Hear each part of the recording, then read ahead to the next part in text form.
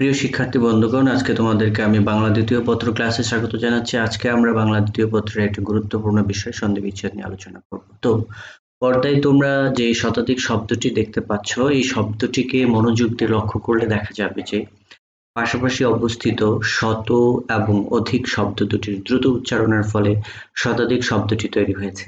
এক্ষেত্রে শত শব্দের শেষে অবস্থিত অ এবং অধিক শব্দের প্রথমের অ ধ্বনি দুটি মিলে আ ধ্বনিতে রূপান্তর হয়েছে। অর্থাৎ শত যোগ অধিক সমান শতাধিক। যেমন আটি কিন্তু পূর্ব ধ্বনি শত এর তর সাথে যোগ হয়েছে সংক্ষিপ্ত আকারে। এবং দিক যোগ অন্ত সমান দিগন্ত। এক্ষেত্রে দিক শব্দের ক গতে রূপান্তর হয়েছে এবং অন্ত শব্দের অটি কিন্তু পরবর্তীতে গ এর সাথে মিশে গিয়েছে, মিশে দিগন্ত, দিগন্ত এভাবে হয়েছে। আবি বিসর্গ যোগ কার, আবিষ্কার। এক্ষেত্রে পূর্বধ্বনি বিসর্গ কিন্তু বিলোপ সাধিত হয়েছে। তাহলে সন্ধির ক্ষেত্রে যে ব্যাপারটি ঘটবে সেটি হলো হয়তো দুটি ধ্বনি একসাথে মিলিত হবে, নয়তো বা কোনো একটি ধ্বনি পরিবর্তিত হয়ে, যেমন ক গতে পরিবর্তিত হয়ে মিলিত হয়েছে, অথবা কোনো একটি ধ্বনি যেমন পূর্ব অথবা পরধ্বনির বিলোপ সাধনের মধ্যে কিন্তু ধ্বনির মধ্যে মিলন হবে।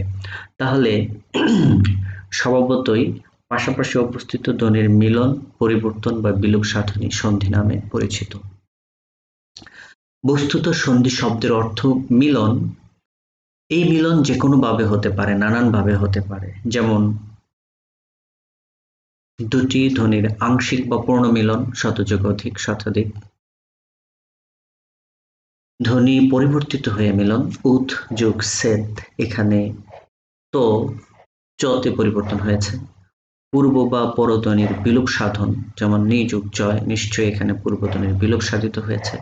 তাহলে সন্ধি কাকে বলে? সন্ধি বলতে আমরা কি বুঝবো? সুতরাং সন্ধি পাশাপাশি অবস্থিত দুটি ধ্বনির মিলনকেই সন্ধি বলে। আরো সুস্পষ্ট করে বলতে গেলে পরস্পর সন্নিহিত দুটি ধ্বনির মিলন, পরিবর্তন বা বিলোপ সাধনকে সন্ধি বলে। সন্ধির প্রকারভেদ। আপাতত দৃষ্টিতে সন্ধিকে তিন প্রকার বলে মনে হয়, যেমন স্বরসন্ধি, ব্যঞ্জন সন্ধি এবং বিসর্গ সন্ধি। স্বরধ্বনির সাথে স্বরধ্বনি মিলে যে সন্ধি হয় তাকে স্বরসন্ধি বলে, যেমন নবযুগ অন্ন, নবান্ন, হিমযুগ আলয়, হিমালয়। ব্যঞ্জন সন্ধি, ব্যঞ্জন ধ্বনির সাথে ব্যঞ্জন ধ্বনি, অথবা ব্যঞ্জন ধ্বনির সাথে স্বরধ্বনি, অথবা স্বরধ্বনির সাথে ব্যঞ্জন ধ্বনির যে সন্ধি হয় তাকে ব্যঞ্জন সন্ধি বলে। যেমন উদ যোগ লেখ, উল্লেখ, এখানে ব্যঞ্জন এবং ব্যঞ্জন। দিক যোগ অন্ত, দিগন্ত, এখানে ব্যঞ্জন এবং স্বর। আযোগ ছন্ন, এখানে স্বর এবং ব্যঞ্জন মিলে হয়েছে। বিসর্গ সন্ধি, বিসর্গের সাথে স্বরধ্বনি অথবা ব্যঞ্জন ধ্বনি মিলে যে সন্ধি হয় তাকে বিসর্গ সন্ধি বলে। যেমন আবি যোগ কার, আবিষ্কার। এখানে উল্লেখ করা প্রয়োজন যে বিসর্গ ধ্বনিটি কিন্তু ব্যঞ্জন ধ্বনির অন্তর্ভুক্ত। সুতরাং বিসর্গ সন্ধিটি ব্যঞ্জন সন্ধির থেকে আলাদা কিছু নয়, মূলত বিসর্গ সন্ধিটি ব্যঞ্জন সন্ধিটির একটি বিশেষ রূপ। সুতরাং সন্ধি প্রধানত দু প্রকার, সেটা হলো স্বরসন্ধি এবং ব্যঞ্জন সন্ধি, কেননা বিসর্গ সন্ধি ব্যঞ্জন সন্ধির অন্তর্গত একটি বিশেষ রূপ। প্রিয় শিক্ষার্থী বন্ধুগণ, তোমরা জানো যে বাংলা ভাষার শব্দগুলো বিভিন্নভাবে উৎপত্তি লাভ করেছে। সুতরাং ভাষার উৎপত্তির দিক থেকে সন্ধিকে আবার দুভাগে ভাগ করা হয়েছে, সেটা হলো তৎসম বা সংস্কৃত সন্ধি এবং খাঁটি বাংলা সন্ধি। এই তৎসম বা সংস্কৃত সন্ধি এবং খাঁটি বাংলা সন্ধিকে আবার দুভাগে ভাগ করা হয়েছে, সেটা হলো তৎসম বা সংস্কৃত স্বরসন্ধি, তৎসম বা সংস্কৃত ব্যঞ্জন সন্ধি। সেম ভাবে খাঁটি বাংলা স্বরসন্ধি, খাঁটি বাংলা ব্যঞ্জন সন্ধি। ব্যঞ্জন সন্ধির নিয়ম। মূলত আজকে আমরা ব্যঞ্জন সন্ধির কয়েকটি নিয়ম নিয়ে আলোচনা করব। তো নিয়ম নিয়ে আলোচনা করার পূর্বে একটা বিষয় আমরা দেখব যে দিক যোগ অন্ত সমান যেটা পাই দিগন্ত, অর্থাৎ এই মূল দুটি শব্দ থেকে সন্ধিজাত শব্দের রূপান্তর আমাদের পরীক্ষায় আসবে কি?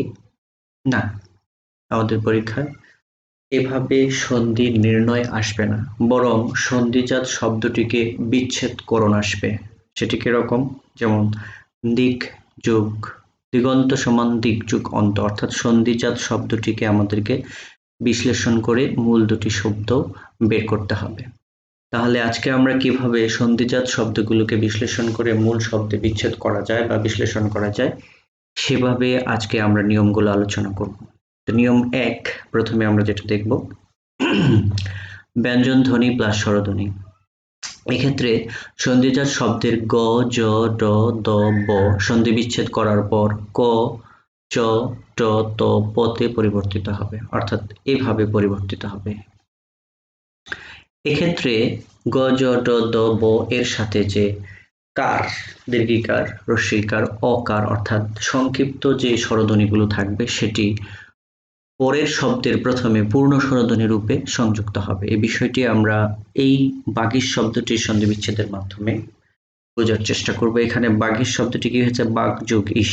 তোমরা খেয়াল করো, গ কিন্তু কতে রূপান্তর হয়েছে এবং এই দীর্ঘিকার, দ্যাট মিনস স্বরধ্বনির যে সংক্ষিপ্ত রূপটি সেটি কিন্তু পরের ধ্বনির প্রথমে পূর্ণ স্বরধ্বনি রূপে বসেছে। যেমন আমরা যদি দেখি, এই যে দেখো, দীর্ঘিকারটি পূর্ণ দীর্ঘিতে রূপান্তর হয়েছে এবং গটি কতে রূপান্তর হয়েছে। তাহলে আমরা যেটি বলবো যে গ, জ, ড, দ, ব প্লাস কার মানে হলো স্বরধ্বনির সংক্ষিপ্ত রূপ, যেটা হবে এরা গ কতে এবং বর্গীয় জ চতে এবং ড টতে এবং ত দ দতে এবং ব পতে রূপান্তরিত হবে এবং স্বরধ্বনির সংক্ষিপ্ত রূপটি পূর্ণ স্বরধ্বনি রূপে শেষের শব্দের প্রথমে বসবে। তো আমরা প্রথমে যেটা দেখব, গ যোগ স্বরধ্বনি, দ্যাট মিনস গ এর সাথে যে কারটি থাকবে সেটি কিভাবে হবে? গটি কতে রূপান্তর হবে এবং যে সংক্ষিপ্ত রূপ স্বরধ্বনির বা কারটি সেটি পূর্ণ স্বরধ্বনি রূপে শেষের শব্দের প্রথমে বসবে। আমরা দেখে নেব, যেমন দিক যুগ অন্ত, এখান থেকে গ এর সাথে অ আছে, তো দিক গ কতে রূপান্তর হয়েছে এবং গ এর অটি পরের শব্দের প্রথমে বসেছে। বাগর্থ এখানেও সেম হয়েছে, গ কতে রূপান্তর হয়েছে এবং শেষের শব্দের প্রথমে অ যেটা ছিল এটা যোগ হয়েছে। বাগাড়ম্বর, আমরা এখানে গ এর সাথে সংক্ষিপ্ত রূপ আকার দেখতে পাচ্ছি, তাহলে গ কতে বাক যোগ আড়ম্বরে যে সংক্ষিপ্ত রূপ আকারটি পূর্ণ স্বরধ্বনি রূপে প্রথমে বসেছে। বাগিশ, এখানেও সেম, বাগ যোগ ইস দীর্ঘিকারটি পূর্ণ স্বরধ্বনি রূপে শব্দের প্রথমে বসেছে। প্রাগুক্ত, প্রাগ যোগ উক্ত, এখানে এই স্বরধ্বনি সংক্ষিপ্ত রূপ রস্যকারটি কিন্তু পূর্ণ স্বরধ্বনি রস্যতে রূপান্তর হয়েছে। যেভাবে ঘটবে ব্যাপারটি, গ ক যোগ ক যোগ গা ক যোগ আ, গি ক যোগ দীর্ঘি এবং গু ক যোগ দীর্ঘ। এবার আমরা দেখব বর্গীয় জ প্লাস স্বরধ্বনি মানে হলো স্বরধ্বনির সংক্ষিপ্ত রূপ কারটি কিভাবে হবে? চ যোগ পূর্ণ স্বরধ্বনি, যেমন নিচন্ত, নিচ বর্গীয় জ চতে রূপান্তর হবে, নিচ যোগ অন্ত নিচন্ত। অজন্ত, অচ যোগ অন্ত অজন্ত। এরপরে যেটি আসছে সেটা হলো ড, ড মিনস ঢৈষণ্যর হবে, যোগ স্বরধ্বনি মানে হলো কার সংক্ষিপ্ত রূপ থাকবে এদের সাথে, সেটা ডটি টতে রূপান্তর হবে এবং পূর্ণ স্বরধ্বনিটি কারটি পূর্ণ স্বরধ্বনি হিসেবে শেষের শব্দের প্রথমে বসবে। স্বরানন, ষট যোগ আনন, এই যে আকারটি পূর্ণ স্বরধ্বনি হিসেবে আ হয়ে প্রথমে বসেছে। স্বর ঋতু, ষট যোগ ঋতু, স্বর ঋতু। এরপরে আমরা যেটা দেখব, দ যোগ স্বরধ্বনির কার, দটি ততে রূপান্তর হবে এবং স্বরধ্বনির পূর্ণরূপ পরে বসবে। যেমন তৎ যোগ বদি, তত বদি, তদন্ত, তৎযোগ অন্ত, সদানন্দ, সৎযোগ আনন্দ, এই যে দয়ের আকার পূর্ণ স্বরধ্বনি রূপে শেষে বসেছে। জগদীন্দ্র, জগৎ যোগ এই যে দটি ততে রূপান্তর হয়েছে এবং রস্যইকারটি রস্যইতে শেষের শব্দের প্রথমে বসছে। সদুপায়, সৎ দ ততে রূপান্তর হয়েছে এবং রস্যকারটি পূর্ণ স্বরধ্বনি রস্য হিসেবে শেষের শব্দের প্রথমে সদুপায় হিসেবে ব্যবহৃত হয়েছে। সর্বশেষ ব স্বরধ্বনির কার, বটি প হবে এবং পূর্ণ স্বরধ্বনি, যেমন সুবন্ত, শুভযোগন্ত, সুবন্ত।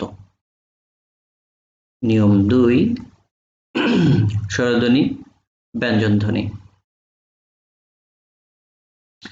সন্ধিজাত শব্দের চচ্ছ সন্ধি বিচ্ছেদের পর স্বরধ্বনি প্লাস চ হয়, এরকম, যেমন চ, অ যোগ ছ। একচ্ছত্র, একযোগ ছত্র, একচ্ছত্র, প্রচ্ছদ, প্রযোগ ছদ, প্রচ্ছদ, মুখ, মুখযোগ ছবি, মুখচ্ছবি, বৃক্ষ যোগ ছায়া, বৃক্ষছায়া, স্বচ্ছন্দে, সযোগ ছন্দে, স্বচ্ছন্দে। যেটি ঘটবে সেটা হলো চচ্চটিকে হবে অযোগ ছ, অযোগ ছ। এবার যেটা হবে চচ্চ হবে আ যোগ ছ এবং চচ্চ ই যোগ ছ এবং উ যোগ ছ। অর্থাৎ স্বরধ্বনির সংক্ষিপ্ত রূপগুলো পরবর্তী শব্দের প্রথমে যোগ হবে। যেমন কথাচ্ছলে, কথাযোগ ছলে, কথাচ্ছলে, প্রতিযোগ ছবি, প্রতিচ্ছবি, পরিযুগছেদ, পরিচ্ছেদ, অনুযুগছেদ, অনুচ্ছেদ। কি হয়েছে এখানে? পরিযুগছেদ, পরিচ্ছেদ, প্রতিযুগ ছবি, প্রতিচ্ছবি। আমরা যেটা দেখতে পেলাম সেটা হলো যে সংক্ষিপ্ত রূপগুলো কিন্তু সাথেই আছে। যেমন ই শব্দের প্রথমে বসছে এবং এখানেও পরি, ই যুগছে এবং ই যুগ ছ, এভাবে হয়েছে। নিয়ম ৩, ব্যঞ্জন ধ্বনি, ব্যঞ্জন ধ্বনি। সন্ধিজাত শব্দের চচ্চ এবং ছচ্ছ সন্ধি বিচ্ছেদ করার পর ত এবং দ এবং চ এবং ছ হয়। দেখবো এটা কিভাবে হয়। যেমন সচ্চিন্তা, সৎযোগ চিন্তা, সচ্চিন্তা, উচ্চুচ্ছেদ, উচ্ছেদ,